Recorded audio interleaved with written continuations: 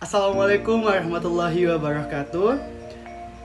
Selamat pagi, siang, sore, dan malam. Perkenalkan, nama saya Ridho Aya Pratama dengan NIM 666122015 dari kelas 3E Program Studi Administrasi Publik Angkatan tahun 2022. Di sini saya akan menjelaskan mengenai analisa terhadap visi, misi, tujuan, dan saran serta IFAS dan EFAS oleh Dinas Kesehatan Kota Serang sebagai bentuk tugas ujian tengah semester mata kuliah manajemen strategi dosen pengampu oleh Ibu Ayu.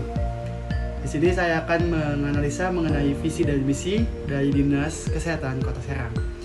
Dinas Kesehatan Kota Serang sendiri memiliki visi dan misi. Yang pertama adalah terwujudnya kota peradaban yang berdaya dan berbudaya. Lalu yang kedua, misinya adalah menguatkan peradaban berbasis nilai-nilai kemanusiaan. Yang kedua adalah meningkatkan sarana dan prasarana daerah yang berwawasan lingkungan. Yang ketiga adalah meningkatkan perekonomian daerah dan pemberdayaan masyarakat yang berdaya saing. Dan yang terakhir adalah meningkatkan tata kelola pemerintahan yang baik. Untuk visi dari Dinas Kesehatan Kota Serang adalah terwujudnya kota peradaban yang berdaya dan berbudaya. Itu sudah sesuai dengan aturan untuk visi dalam pembangunan daerah, karena ada katanya terwujudnya. Lalu untuk analisis lainnya adalah tujuannya adalah meningkatkan derajat kesehatan masyarakat. Tujuan yang dibuat oleh Dinas Kesehatan Kota Serang sudah tepat. Hal ini dapat ditunjukkan pada kalimat meningkatnya yang berorientasi terhadap masa depan dalam tujuan yang dibuat oleh Dinas Kesehatan Kota Serang. Lalu untuk sasarannya sendiri adalah meningkatnya akses dan mutu pelayanan kesehatan. Pada sasarannya, yang ingin dicapai oleh Dinas Kesehatan, belum adanya prinsip SMART di dalam sasaran tersebut, yang salah satunya adalah tidak adanya time bound atau batasan waktu pada sasaran yang ingin dicapai.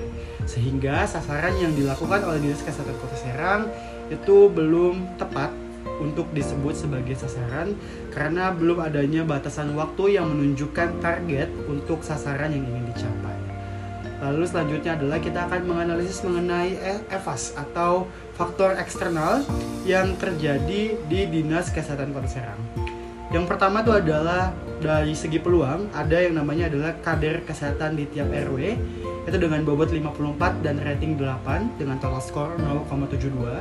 Lalu yang kedua adalah adanya dukungan regulasi bidang kesehatan yang mendukung upaya kesehatan dengan bobot 80 dengan rating 8 dengan skor 0,54. Lalu yang ketiga adalah perguruan tinggi bidang kesehatan yang mendukung ketersediaan tenaga kesehatan yang kompeten. Ini memiliki bobot sebesar 90% dengan rating 6 dengan skor 324. Lalu yang keempat adalah pihak swasta yang mendukung kesehatan. Yang kelima adalah terdapatnya organisasi bidang kesehatan dengan bobot masing-masing 50 dan 0,19 dengan rating masing-masing 5 dan 2 dengan skor 0,35 dan 0,38.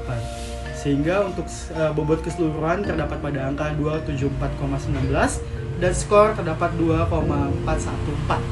Hal ini menunjukkan bahwasannya faktor eksternal atau peluang yang dimiliki oleh Dinas Kesehatan Kota Serang memiliki bobot dan skor yang cukup tinggi. Lalu yang kedua adalah faktor eksternal melalui ancaman. Yang pertama adalah adanya kesadaran dan pengetahuan masyarakat. Di sini menunjukkan bahwasannya bobot yang dimiliki adalah 0,042 sedangkan ratingnya adalah 7. Hal ini menunjukkan bahwasannya kesadaran dan pengetahuan masyarakat mengenai hal ini masih terbilang minim, yang dapat menjadi ancaman terbesar dalam mengimplementasikan dan merealisasikan visi dan misi dari Dinas Kesehatan Kota Serang itu sendiri. Lalu yang kedua adalah pola kehidupan masyarakat.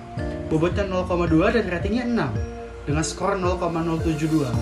Pola hidup masyarakat yang cenderung rendah dapat menjadi ancaman yang cukup besar bagi Dinas Kesehatan Kota Serang untuk mengimplementasikan atau merealisasikan visi, misi, atau tujuan serta sasaran yang ingin mereka capai. Lalu yang ketiga adalah dinamika epidemiologi penyakit yang cepat dengan bobot 0,26 dengan rating 7.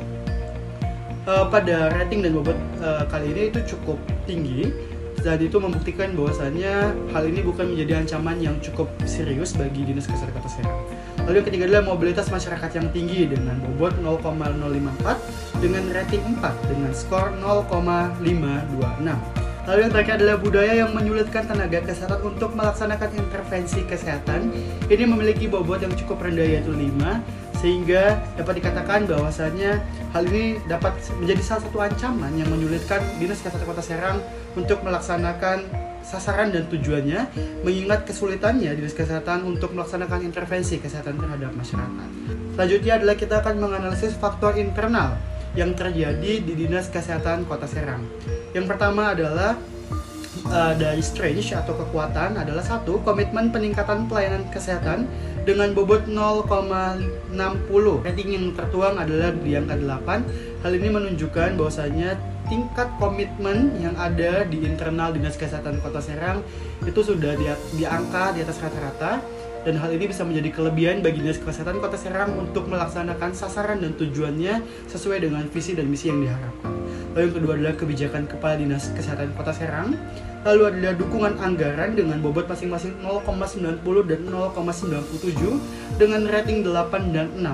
Hal ini teman-teman bisa kita perhatikan terdapat pada angka yang cukup tinggi, sehingga untuk masalah anggaran dan kebijakan yang dilakukan oleh Kabupaten Kota Serang itu cukup menjadi kekuatan bagi Dinas Kesehatan Kota Serang untuk melaksanakan atau mengimplementasikan sasaran dan tujuannya. Lalu yang kedua adalah sarana dan prasarana. Namun teman-teman, sayangnya di sini kita dapat melihat datanya, sarana dan prasarana yang dimiliki oleh Dinas Kesehatan Kota Serang itu berada di bobot angka yang cukup rendah untuk dimasukkan ke dalam aspek kekuatan, sehingga hal ini dapat menjadi kekurangan bagi Dinas Kesehatan Kota Serang dalam mengimplementasikan sasaran dan tujuan.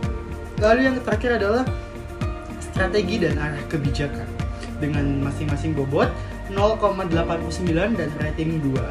Lalu selanjutnya teman-teman ada di aspek kelemahan atau weakness.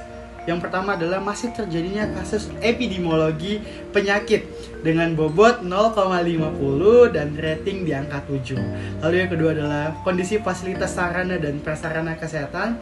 Di sini masih berada di angka yang cukup tinggi, di angka 6. Hal ini menunjukkan bahwasannya sarana dan prasarana di Dinas Kesehatan Kota Serang itu masih jauh dari kata yang mumpuni dan bisa menjadi kelemahan yang cukup signifikan bagi Dinas Kesehatan Kota Serang untuk mengimplementasikan sasaran dan tujuannya. Lalu ada aspek-aspek lain, dan yang terakhir adalah sistem informasi di rating 5. Ini menunjukkan bahwasannya keterbukaan sistem informasi yang dilakukan oleh Dinas Kesehatan Kota Serang masih berada di aspek yang rendah, yang dapat menjadi ancaman bagi Dinas Kesehatan Kota Serang untuk nantinya mengimplementasikan atau mendapatkan sasaran dan tujuan yang ingin mereka capai. Lalu di sini saya memberikan saran kepada Dinas Kesehatan Kota Serang. Yang pertama adalah satu, sebaiknya Dinas Kesehatan Kota Serang lebih memperhatikan bagaimana kedepannya sasaran dan tujuan tersebut dapat diimplementasikan dengan memperhatikan aspek-aspek kelemahan dan ancaman yang dapat menjadi penghambat bagi Dinas Kesehatan Kota Serang untuk mencapai sasaran dan tujuannya. Lalu yang kedua adalah sebaiknya Dinas Kesehatan Kota Serang dapat membuat Renstra atau rencana strategis yang jelas dengan target yang terukur atau ada times bounding atau batasan waktu bagi Dinas Kesehatan Kota Serang dalam mencapai tujuannya. Lalu yang kedua adalah membuat rancangan penganggaran agar alokasi sumber daya dan anggaran memadai untuk mendukung implementasi rencana tersebut. Cukup sekian dari saya, Ridho Arya Pratama dari kelas 3E Administrasi Publik tahun 2022. Saya mohon undur diri. Wassalamualaikum warahmatullahi wabarakatuh.